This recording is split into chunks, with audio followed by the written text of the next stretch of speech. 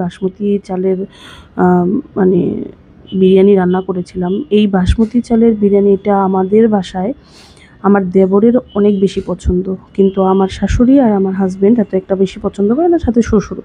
আর আমি তো সবসময় অ্যাভারেজ, আমার যেটা হয় সেটাই ভালো লাগে।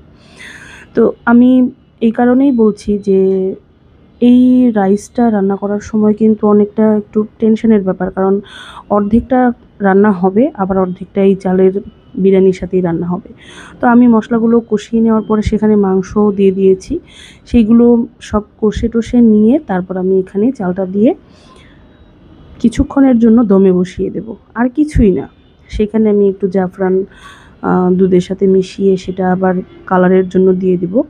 আমি এখানে আজকে একটু ফুড কালার ইউজ করেছিলাম সেই জাফরানের দুধের গোলাটার মধ্যে।